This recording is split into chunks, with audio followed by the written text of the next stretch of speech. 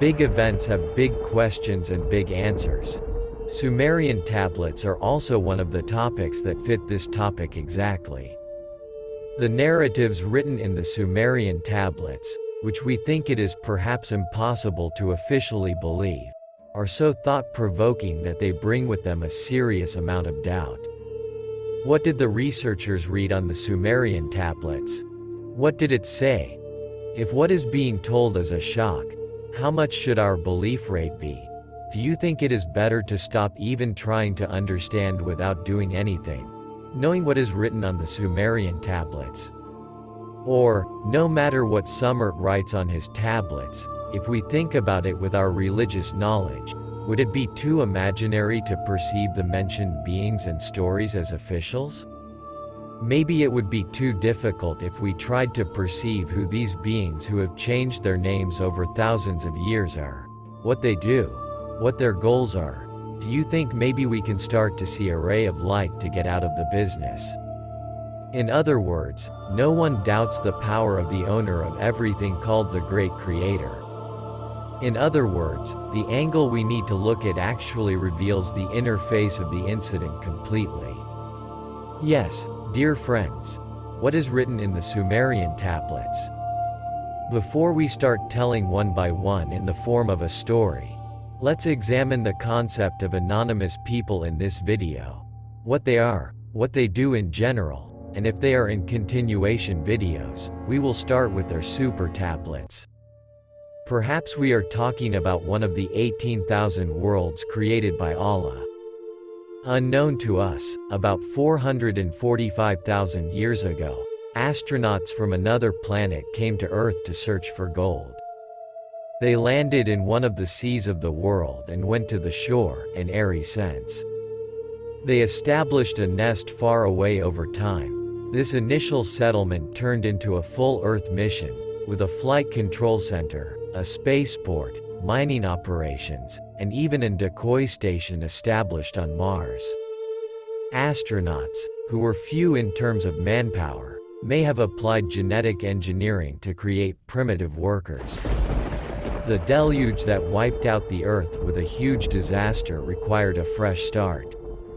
When astronauts turned into gods, they taught mankind civilization how to worship him. Then everything that was achieved decayed about 4,000 years ago due to a nuclear disaster caused by the competition and wars between these visitors who came to the world.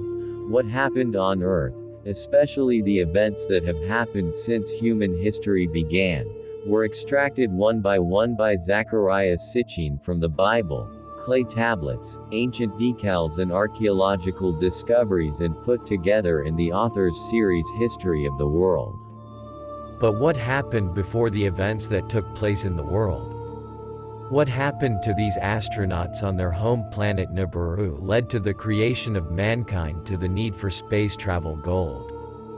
It's different, but let's ask another question. Why was he discredited and left for dead after putting forward these narratives for Zacharias? You have the answers to these questions, dear friends. Be sure to share it with me in your comments. What are the feelings of the main players of the sky and space epics? Rivalries, beliefs, moral codes had set in motion. What were the relationships that caused tensions to escalate on Nibiru and on Earth? What caused the tension between the old and the young, those who came from Nibiru and those who were born on Earth, and to what extent they were determined by fate, a fate in which the record of past events deciphered the key to the future? Scholars and theologians also accept that the stories of creation, Adam and Eve, the Garden of Adam, the Tower of Babel, the Flood, which are mentioned in the Bible, are actually based on texts written thousands of years ago in Mesopotamia, especially by the Sumerians. And many of the Sumerians clearly stated that they obtained their knowledge about the events that took place before the beginning of civilizations, even before the appearance of mankind, from the writings of the Anunnaki, that is, those who descended from heaven to earth. In other words, the Sumerians clearly express this in their tablets. A large number of such older decrepit texts have been found among the ruins of ancient civilizations, especially in the Near East, as a result of archaeological discoveries that have been carried out for about 150 years. The finds have also revealed how many so-called lost books are lost texts that are known to exist either because the discovered text was recorded in catalogs in the mentioned royal or temple libraries. The secrets of the gods were sometimes partially displayed in the middle in epic stories. We have also learned that the concepts of Allah and God have different meanings from each other. The Epic of Gilgamesh revealed the disputes between them that led to the decrees of the gods that allowed mankind to perish during the deluge.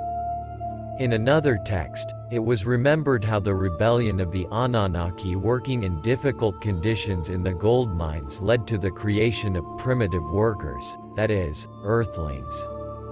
From time to time, the astronauts who wrote these compilations were their leaders themselves.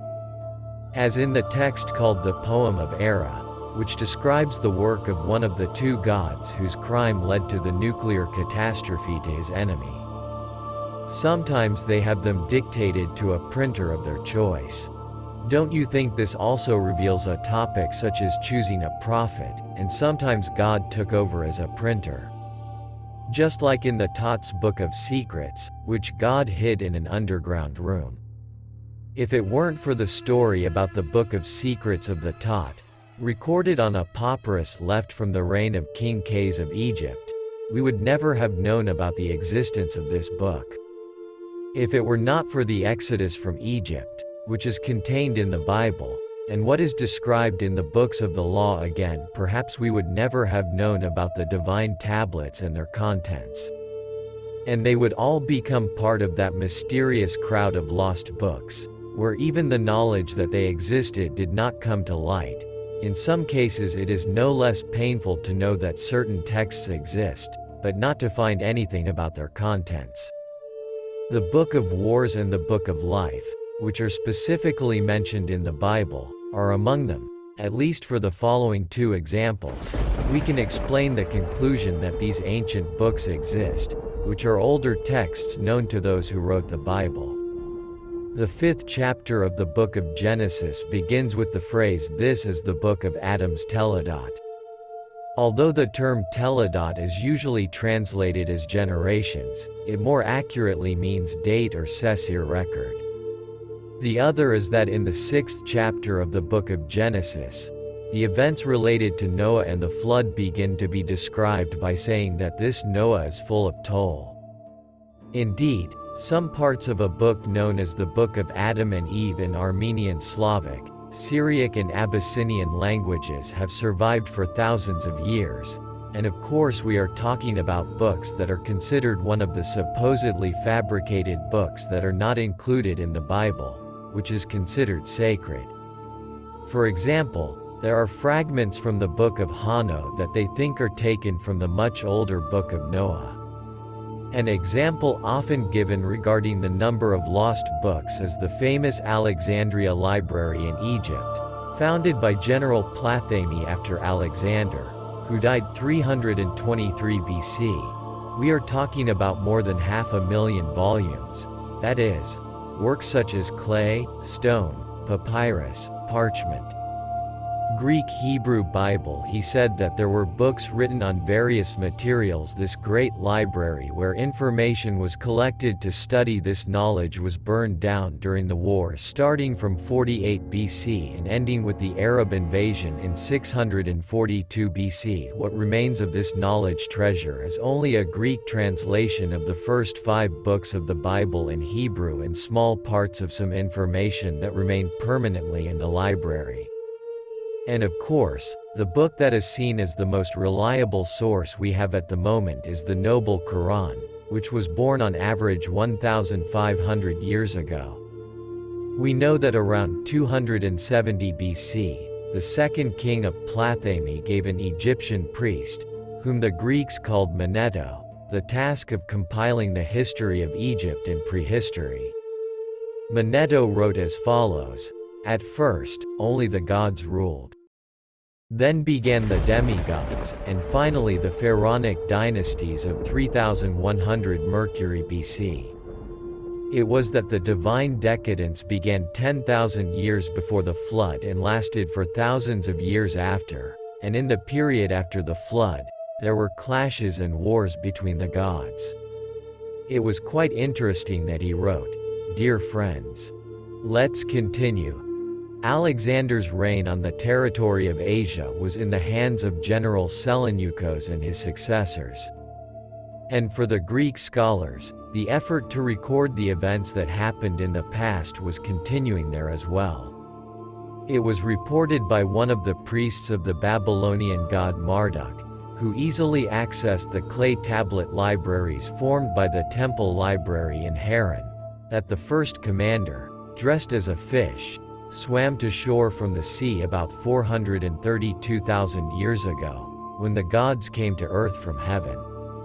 She was the one who gave mankind civilization, and her name, translated from Greek, was that mother.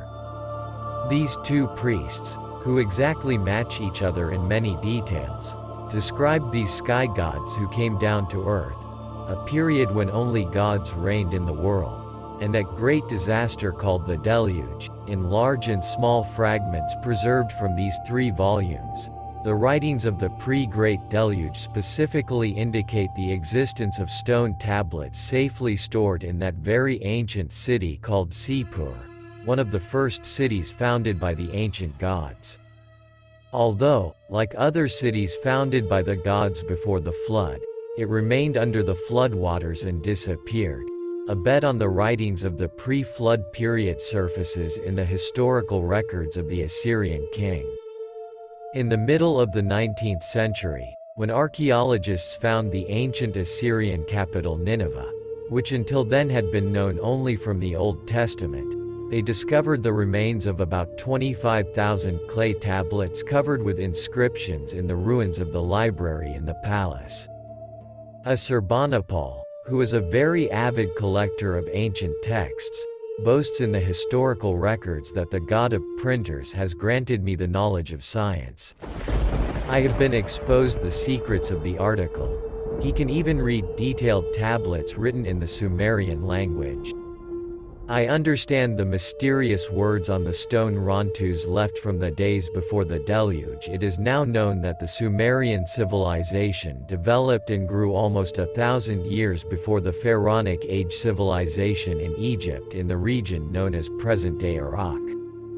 And then they were followed by the Hindu Valley civilization on the Indian subcontinent, and also that the Sumerians were the first to write down the histories and stories of gods and people, and all other peoples, including the Hebrews, creation, Adam and Eve, Cain and Abel, the deluge.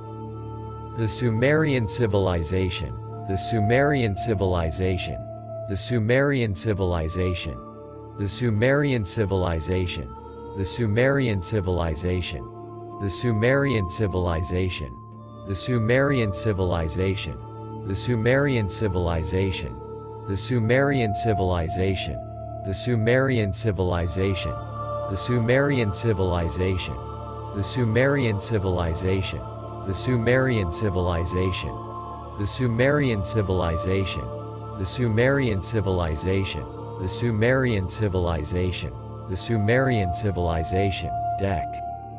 It is known that they took the Tower of Babel stories from them. This fact is reflected in the stories of the wars and loves of the gods in the writings and memories of the Greeks, Hittites, Canaanites, Persians and Indo-Europeans. As all these ancient inscriptions claim, their sources are much older. Some of them were texts that had been found, but most of them were missing. The number of such very old dated articles is so many as to be mind-boggling. Dear friends, we are talking about some of them on our channel. Check out the channel a little and watch those books, but definitely. Dear friends, of course, again, to bring these apocryphal kayak books together with you I will continue. Don't worry. Let's continue. Tens of thousands of clay tablets have been discovered in the ruins of the ancient Near East for thousands of years. Many of them are records related to various aspects of daily life, such as trade, workers' wages and marriage contracts, while others, mostly found in the palace libraries, constitute the royal historical records. Others, discovered in the ruins of temple libraries or printing schools, constituted a sacred literature that was considered sacred or written in Sumerian, then translated into Akkadic, its first language, and then into other ancient languages. Even in these early writings from almost 6,000 years ago, there was mention of texts written on stone tablets from lost books, of course, and also it is impossible to pass without mentioning Göbekli Tepe. If we think about when Göbekli Tepe dates back to 12,000 years ago as of now, and thinking that they built a temple seriously thinks about how conscious people were at that time, it makes us think that the actual starting date dates back to 25,000 years ago, not 12,000 years. Let's continue. Among the incredible finds in the ruins of ancient cities and their libraries were dirt prisms, and on them was written information about the following 10 rulers who ruled for 432,000 years before the flood mentioned by Berossos, and the Anunnaki mentioned in the Epic of Gilgamesh as one of the most important issues that we should think about in the 12 Decrees. The various versions of these texts, known as the Sumerian King Lists and exhibited at the Ashmolean Museum in Oxford, England, have been declared sacred, leaving no doubt that they were able to use the textual material. When these texts are so old and combined with other texts of various levels of decrepitude, they think that the first person to record the arrival, as well as the ones before it, as well as, of course, the events after it, was one of the main actors, one of these leaders who witnessed the events secondhand, and one of those who really played the lead role in the events was the leader who landed on the water with the first group of astronauts. At that time, his title was Ea, that is, his house was water. When he was disappointed that the command of the world mission was given to his half-brother and rival, the Lord of Orders, he was given the title of the master of the place, and the embarrassment he experienced was somewhat alleviated. God is the one who was taken away from the cities of the fields and their spaceport in Aden and given the task of supervising the gold mines in Abzu, that is, in Southeast Africa. It was Ea, i.e. Enki, who was a great scientist, and there he came across humanoid creatures living in that region. When enlil, who worked in very difficult conditions in the gold mines, rebelled and said so much about us, he was the one who realized that the required labor force could be obtained by speeding up evolution prematurely thanks to genetic engineering. So the earthling from the supply appeared. He couldn't walk. Adam, the biblical story of Adam and Eve in the Garden of Eden tells about the second genetic intervention made by Enki and thus the addition of extra genes needed for sexual reproduction. And when it turned out that the increasing number of people did not fit the imagined style, his brother made a plan that would allow humanity to get up during the flood. And the hero of what happened at that time is referred to as Noah in the Bible and in the original Sumerian society dated much earlier. Again, this is the most important thing that opposes this deluge to this event. Enki, the first male child of Anan, the ruler of Nibiru, had a lot of knowledge about his home planet Nibiru and the history of its inhabitants. Enki, an accomplished scientist, had bequeathed the most important parts of the advanced knowledge of the mothers to his sons named Marduk and Nengashrita, who were known as the Egyptian gods Ra and Tot respectively. But by teaching the secrets of the gods to selected individuals, he also became a means for sharing certain parts of this advanced knowledge with mankind. In at least 2 examples, these initiates have written down the divine teachings in question as the heritage of mankind. One of them was Atipe, Engin's son, who was probably from an earth woman. It is known that he wrote a book entitled Writings about his time, and it is one of the oldest of the lost books. The other, named Enki, was most likely the main example of Hanan, who is said to have been taken to heaven after entrusting the book containing divine secrets in the Bible to his sons. It is a great possibility that the first version of this book coincided with the present day in the Book of Hano, which was left out of the Bible. Although Anu was the first male child, Enlil was not destined to ascend the throne of Nibiru after his father. The complicated rules of succession reflected in the complicated history of Nabarula gave this privilege to En with his half-brother En. While searching for a solution to this bitter conflict, Enki and Ennu found themselves on a mission to go to an alien planet where gold was needed to create a shield to protect the increasingly thin atmosphere of Nibiru. Their half-sister Ninur, the chief medical officer of the Anunnaki, came to Earth on her right. This past became more complicated because Enki decided to disrupt the plan of Eli, who wanted to allow humanity to disappear using the flood excuse. The conflict decayed decently between the sons of these two half-brothers and between their grandchildren. In fact, all of them, especially those born on Earth, were facing losing the long lifespans provided by Nibiru thanks to its very long orbit. And in this case, it added to their personal suffering and fueled their ambitions. All this reached its peak in the last century of the 3rd millennium BC, when Marduk, the son of Engin's official wife, claimed that he, and not Enlil's first male child, was the one who would inherit the world.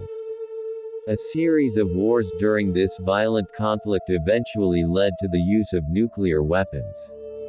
And then there are no unintended consequences. The extinction of the Sumerian civilization happened. The institution of the priesthood marked the beginning of a line of intermediaries between gods and humans who transmitted the divine words of the chosen individuals to mortal earthlings to decipher the secrets of their gods. Prophecies, which are interpretations of divine words, have been combined with the observation of the heavens in order to see signs.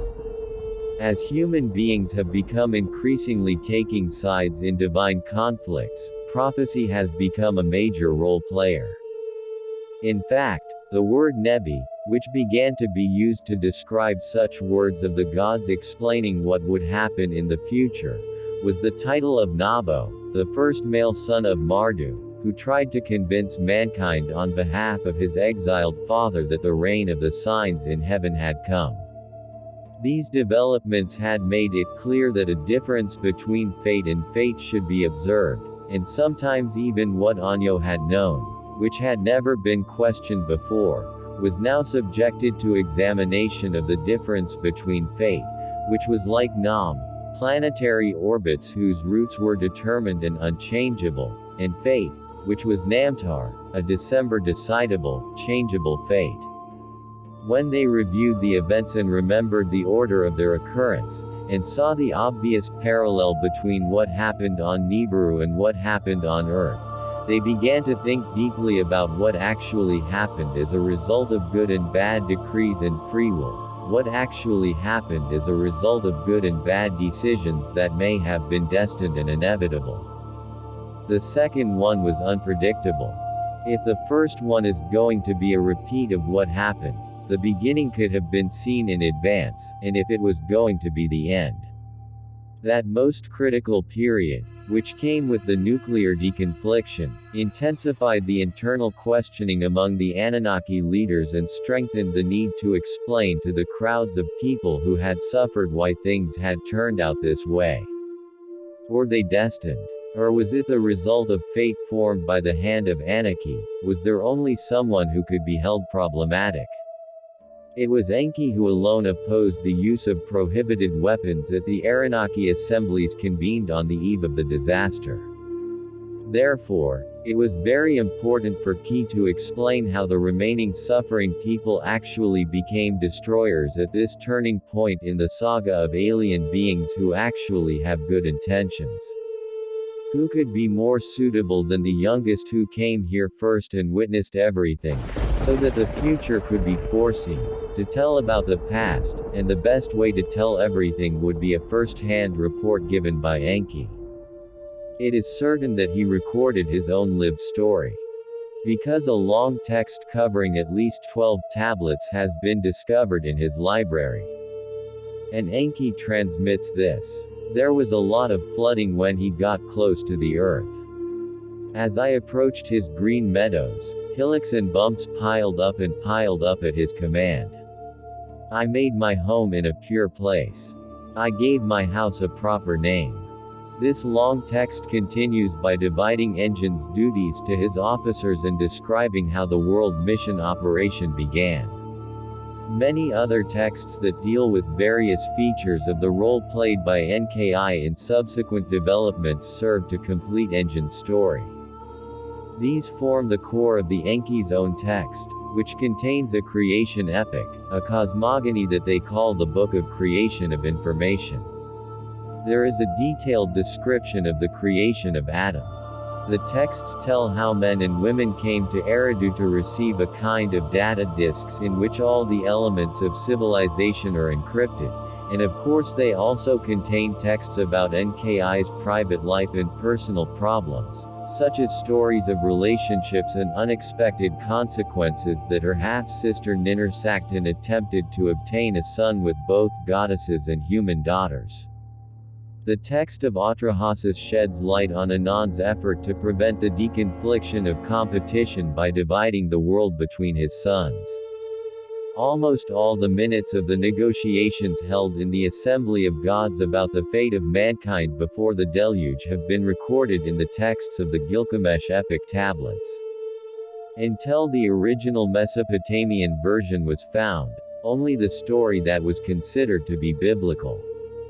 That is, the story that most Kinnan used and known as the story of Noah and his ark, the Sumerian and Akkachian tablets, the Babylonian and Assyrian temple libraries, the Egyptian, the Hittite and Canaanite myths and the ones told by the Bible were brought together and used by Zechari for the first time in history to recreate the true life story of the adventures of gods and people, prophecies full of memories and deciphering.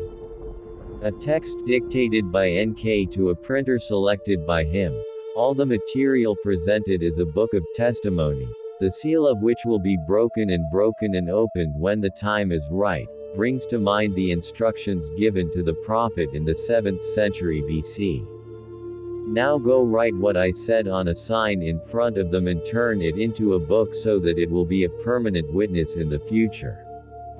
Viva 38. Enki, who dealt with the past, had personally perceived the future. The idea that mothers who use free will are the masters of their own destiny is finally replaced by the understanding that it is actually fate that determines the course of events, so the record of events written by Enki, as reported by the Hebrew prophets, will be the last, thus becoming the basis of prophecy, and the past becomes the future.